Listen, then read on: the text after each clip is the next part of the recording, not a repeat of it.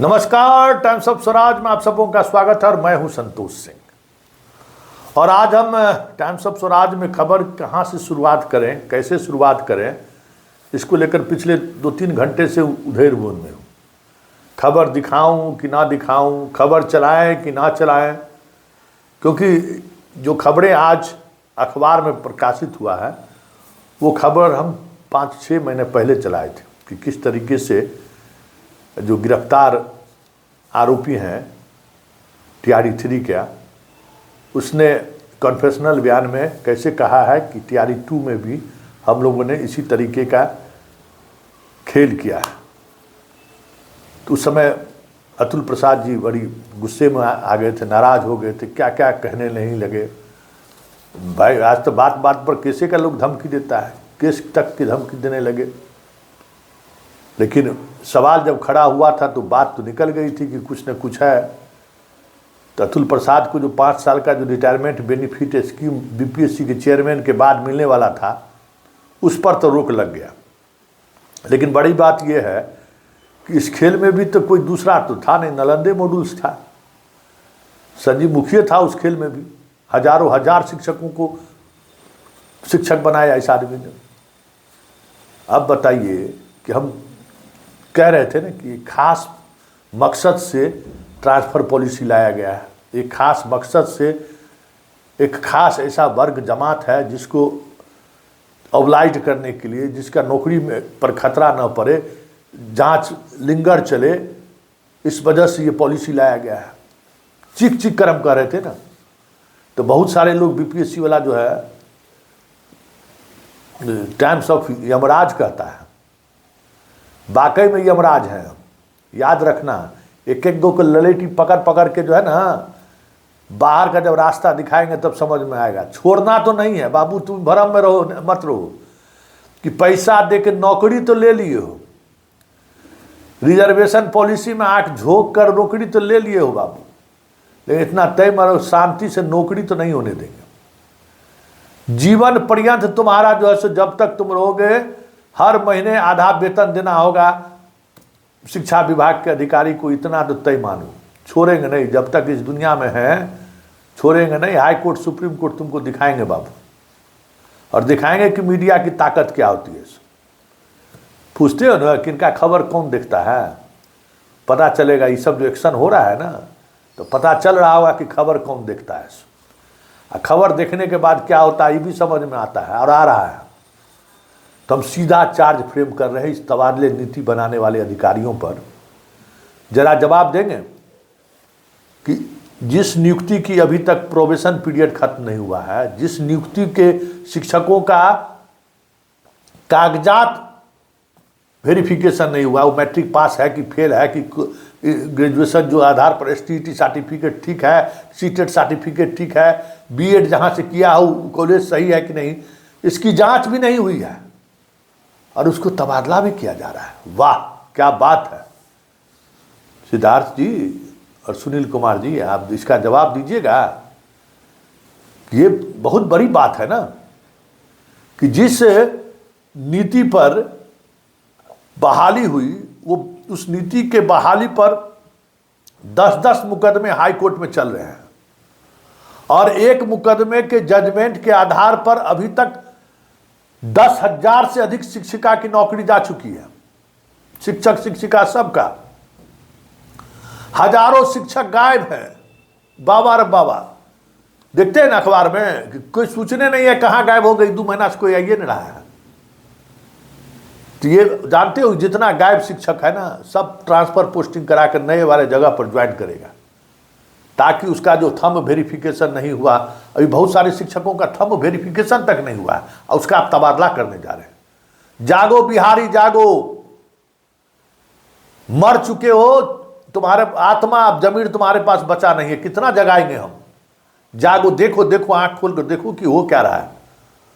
Thumb impression नहीं हुआ है, जांच बहुत हजारों शिक्षकों का, जब जब इंप्रेशन की बात हुई छुट्टी पर चल जाता था। अब वो सब तबादला लेके चुपचाप चल जाएगा, देखते रह जाओगे।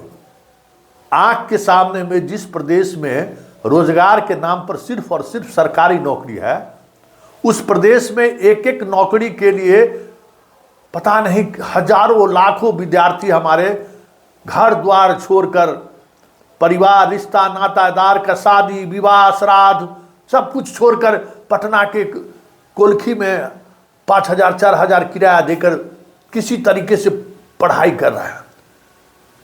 और उस पढ़ाई करने वाले बच्चों के भविष्य के साथ किस तरीके से खिलवाड़ हुआ है जरा देखिए।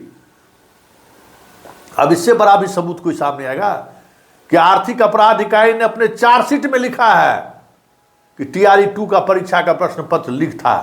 और कैसे लीक हुआ, मुजफ्फरपुर तक कहां कोई प्रश्न पत्र कैसे उतारा गया, उतारने के बाद जो है सो फिर मुजफ्फरपुर से आगे बढ़ने के बाद उसमें डाल दिया गया, मोतिहारी सेंटर पर क्वेश्चन जाना था, बीच रास्ते में डब्बा खुल गया। बार बार डब्बा खुला और BPSC के ऑफिस को पता नहीं चला जो इनका डब्बा खुल गया, जबकि एक से एक टेक्नोलॉजी है। जैसे ही खुलेगा BPSC के ऑफिस को पता चल जाएगा कि उनका क्वेश्चन का डब्बा खुल गया, उनको पता नहीं चला। और परीक्षाएं भी हो गई, सब सेटरवा सब पास भी कर गया। क्या माजरा है। TRE 1 में याद है ना, निगेटिव मार्क्स अंतिम समय में हटा दिया गया, अंतिम समय में फॉर्म सब चीज हो गया तो डोमिसाइल लागू कर दिया गया। मतलब 10-10 मुकदमा हाई कोर्ट में चल रहा है और सारे मुकदमे में जजमेंट के पोजीशन पर आ गया। पहले तो यूपी के सारे लोग हटे, अब कंप्यूटर वाली की बारी है, फिर भाषाई वाले की बारी है। मतलब जितनी तरह की अनियमितता इस बहाली में हुई है, हमें लगता है कि संख्या भर कुछ छात्र बच जाए तो बच जाए, नहीं तो पूरी बहाली रद्द होने की स्थिति में है। इसलिए ट्रांसफर दे रहा है कि जितने ऐसे लोग बहाल हुए, सबको पता है ना कि पैसे दे के बहाल होने वाले लोग कौन है। कुछ प्रश्न पत्र लीक होने के बाद किसको मिला है कोई, अब जांच का आपके मतलब क्या है, अब तो सब कुछ आ गया सामने, अब तो प्रूफ हो गया ना कि TRE 2 में भी प्रश्न पत्र लीक था और उस लीक प्रश्न पत्र का छात्रों ने लाभ उठाया। कितना छात्र लाभ उठाया होगा समझ लीजिए। अब तो उसमें कहीं कोई इफ और बट का सवाल तो नहीं है, पुलिस ऑन रिकॉर्ड लिखती है और पुलिस पूरे जांच में यह साबित कर दिया है कि किस तरीके से प्रश्न पत्र लीक हुआ है। पूरे साइंटिफिक इन्वेस्टिगेशन से साथ, वैज्ञानिक साक्ष्यों के साथ वो उन्होंने ये प्रूफ किया है। और उसका मास्टरमाइंड वही संजीव मुखिया है जो अभी तक पुलिस के पकड़ से बाहर है। पहले तो कोर्टे उसके गिरफ्तारी पर रोक लगाए हुए था, कोर्ट भी हमारे वैसे ही है, लोअर कोर्ट उसके गिरफ्तारी पर रोक लगाए हुए है 2 केस में। तो तीसरा केस आर्थिक अपराध इकाई फिर किया है, तो उसका ईडी संपत्ति जब्त होने की प्रक्रिया शुरू हो रहा है, लेकिन अभी तक गिरफ्तार नहीं हुआ है। CBI भी उसको खोज ही रहा है। बिहार की पुलिस के साथ साथ पूरे मुल्क की पुलिस उसको तलाश रही है। संजीव हंस पता नहीं, संजीव मुखिया पता नहीं आकाश में है कि पताल में है कि कहाँ छुपा हुआ, अभी तक पकड़ाया नहीं है। क्योंकि सबको पता है कि संजीव मुखिया जैसे ही पकड़ाएगा, पॉलिटिकल नेक्सस और अधिकारी और जो पूरा खेल हुआ है ना वो एक्सपोज हो जाएगा। बात को समझिए, ये बिहार है, किस तरीके से सिस्टमेटिक तरीके से होता है ना, सिस्टमेटिक फेलियोर होता है। या सिस्टमेटिक, सुप्रीम कोर्ट कहते हैं ना कि ये सिस्टमेटिक फेल्योर है। सिस्टमेटिक फेल्योर नहीं है, सिस्टमेटिक तरीके से चीज़ों को निपटाया जा रहा है। एकदम संस्थागत फेल्योर नहीं है, ये संस्थागत तरीके से चीज़ों को मुकाम पर पहुंचाया जा रहा है। आप इस बात को समझिए किस तरीके से खेल हुआ है। और अब उन तमाम ऐसे जो खेलावाज सब है उसको लाभ पहुंचाने के लिए तबादले की नीति लाई गई है। बार बार हम शुरू से कह रहे थे ना, चीख चीख कर कह रहे थे कि किसके लिए। आप बताइए, पटना में जो शिक्षक है जिसका घर है वो बिहार के किसी भी कोना में है, उसको पटना शहर में पोस्टिंग मिलेगा, लेकिन मनेर, बिहटा शहर के आसपास वाले लोगों को नहीं मिलेगा। शहर वाले को शहर में पोस्टिंग मिलेगी, गांव वाला शहर आने को सोच नहीं सकता है। वाह रे वाह, क्या बात, क्या जस्टिस है सिद्धार्थ बाबू। सवाल खड़े करते हैं तो आप नाराज होते हैं, आपको गुस्सा आता है, लेकिन सवाल तो खड़ा करेंगे और अंतिम दम तक सवाल खड़ा करेंगे। हल्के में मत लीजिए। ये सवाल जो है कई तरह के ऐसे सवाल हैं जो सीधे सीधे नीतीश कुमार के दामन पर दाग लगा रहा है, नीतीश कुमार के पूरे सफेद चेहरे को दागदार कर रहा है। इस स्तर पर खेल, बाबा रे बाबा।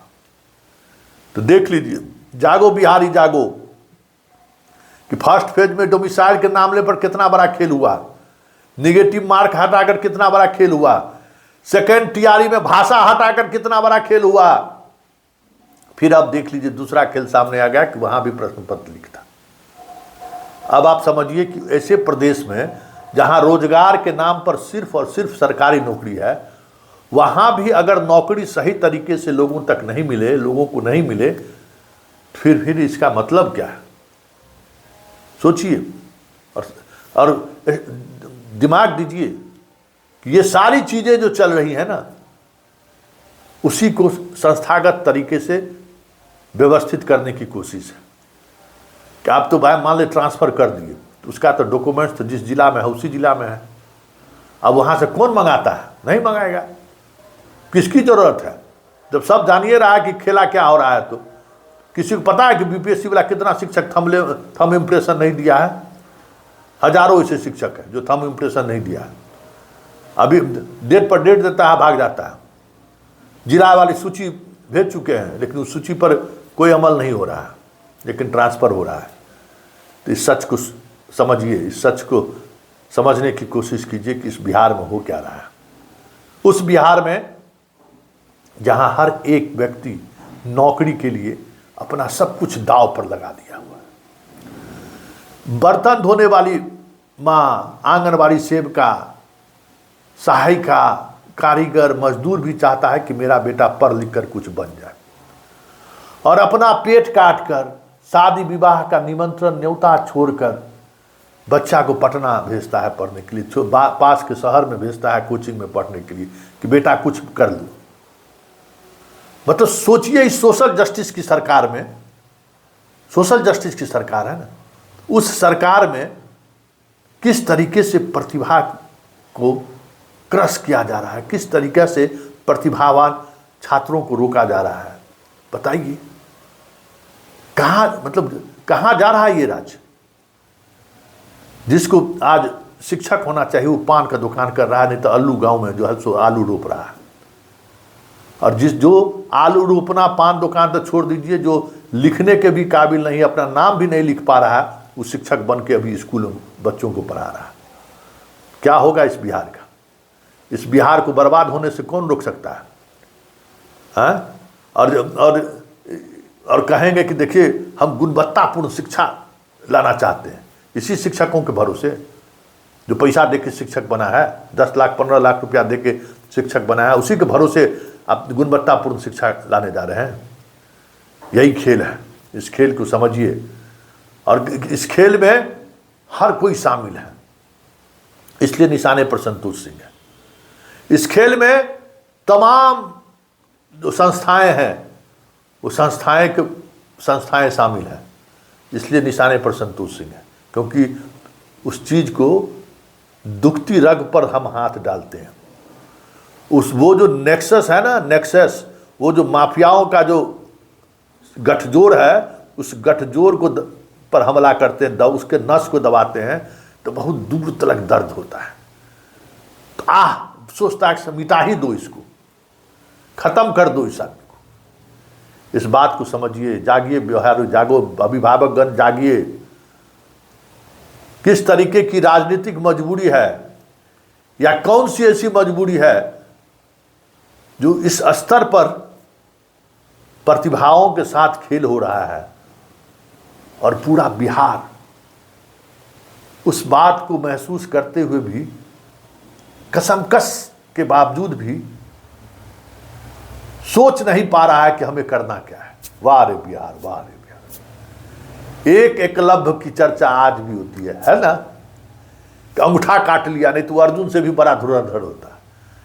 यहां आज उसी सरकार में, सोशल जस्टिस के सरकार में, सोशल जस्टिस से आए हुए लोग जो एकलव्य की कहानी सुनाते हैं, आज हजारों एकलव्य का अंगूठा काट कर,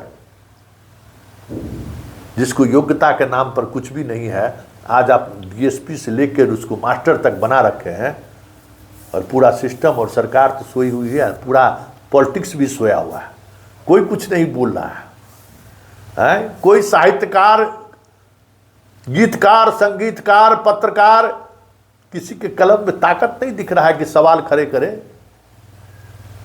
कि एक एकलव्य का अंगूठा काटने पर तो आप आज भी उसका उदाहरण दे रहे हो, और रोजाना जो आप इतने एकलव्यों का जो आपने अंगूठा काट लिया है, इस सवाल का जवाब कौन देगा? इसलिए कि तुम सोशल जस्टिस से आए हुए हो, इसलिए कि तुम्हारे साथ सोशल जस्टिस का टैग लाइन लगा हुआ है। सवाल उठेगा, और उठेगा तो दूर तलक जाएगा। ये ज़्यादा दिनों तक चलने वाला बात तो नहीं है। ये जो जड़ता वाली स्थिति हो गई है ना, इस जड़ता वाली स्थिति से समाज को बाहर निकलने की जरूरत है, नहीं तो कोई नहीं बचाएगा इस बिहार को गर्त में जाने से।